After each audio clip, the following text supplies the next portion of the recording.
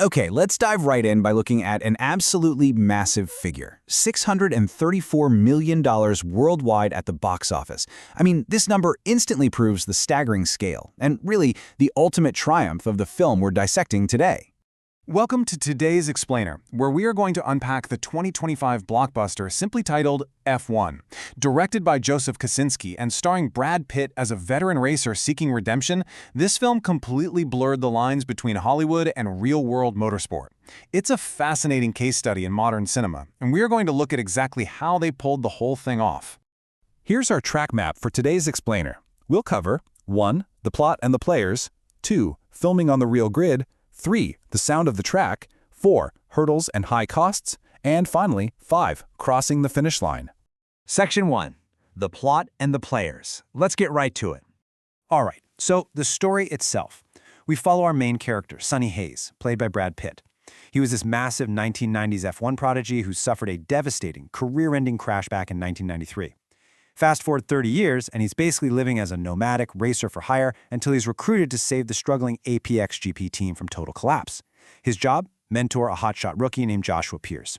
As you'd expect, their mid-season dynamic is totally explosive. We're talking intense rivalry and literal crashes, all building up to a final lap at Abu Dhabi where Sonny actually sacrifices his own chance at a comeback victory to let his rookie teammate win.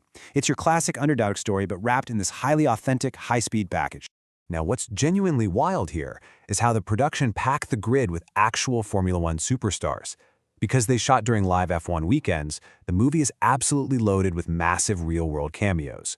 We're talking 7-time world champion Lewis Hamilton, who actually also produced the film to ensure authenticity, alongside guys like Max Verstappen, Charles Leclerc, and even team executives like McLaren CEO Zak Brown and Mercedes team principal Toto Wolff. They didn't just build a fake racing universe in a studio, they seamlessly inserted this fictional APX GP team right alongside the real-life giants of the sport.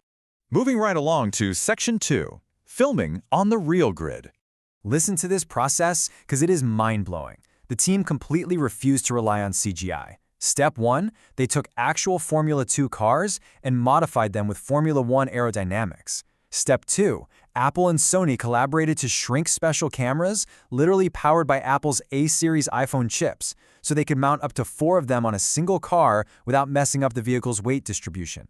Step 3, they cleverly stashed transmitters right inside the floors of the cars. And Step 4, they filmed these modified cars on the actual tracks during live F1 Grand Prix weekends at legendary circuits like Silverstone and Spa. Brad Pitt and his co-star Damson Idris were out there on the real grid, standing for the national anthem with the real drivers. It's incredible. Section 3. The sound of the track. Hans Zimmer absolutely nailed the score for this film, and his strategy was brilliant. He described the orchestra as the human that sits inside the machine. So the orchestral elements represent the drivers, while he used these wild, unpredictable synthesizers and electronic tracks to emulate the massive engines and just the raw chaos of racing itself. Zimmer actually worked super closely with Lewis Hamilton to really understand that delicate relationship between man and machine. The result is this hybrid score that perfectly straddles the rich, emotional history of the sport and its cutting-edge technology. Okay, on to Section 4, Hurdles and High Costs. So the production hit a massive speed bump with rumors of an eye-watering $300 million budget. Now, while the producers and director disputed that exact number, pointing out that sponsorships and rebates brought the actual cost down, industry sources widely reported it still landed somewhere between $200 and $300 million. That made it an incredible financial risk for Apple and Warner Brothers. I mean, the stakes were astronomically high. And to make matters even more stressful, historic Hollywood strikes totally derailed their schedule. The 2023 SAG-AFTRA strike began just a week after they started filming at the British Grand Prix, completely sidelining the lead actors. The crew had to pivot and rely heavily on stunt drivers, and ultimately production had to be extended all the way into the 2024 F1 season just to make up for those lost races. Actually, get this, they even had to digitally recreate the Monza track back at Silverstone because they missed their window to film in Italy due to the strike and track repaving. Talk about a logistical nightmare. And finally, Section 5, Crossing the Finish Line. With the budget ballooning and the release date finally arriving in June 2025, the tension in Hollywood was literally palpable.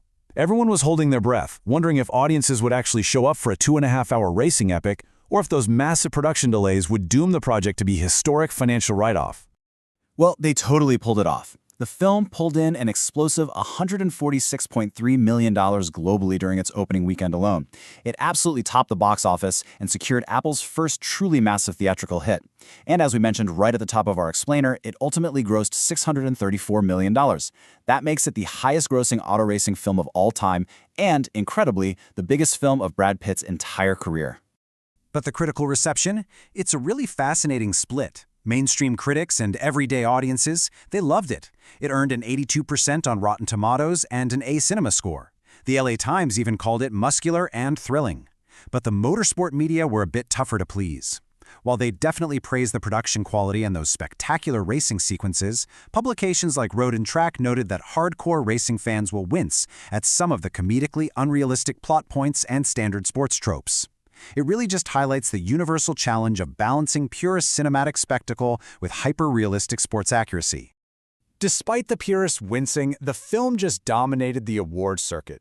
It scored a Best Picture nomination at the Academy Awards and took home the Oscar for Best Sound, which makes total sense given Hans Zimmer's incredible audio work that we talked about. It also secured wins for Best Editing at the Critics' Choice Awards and landed firmly on the National Board of Review's Top 10 Films list. So, as we wrap up this explainer, you really have to ask yourself, with a massive $634 million gross and a sequel officially greenlit for 2026, has F1 permanently changed the formula for the modern sports blockbuster? Is this intense, high-risk blend of real-world sports integration and massive Hollywood spectacle the new gold standard for cinema? It's a fascinating thought to leave you with. Thanks for joining me on The Grid today, and I hope this explainer gave you a crystal clear understanding of exactly how this movie crossed the finish line.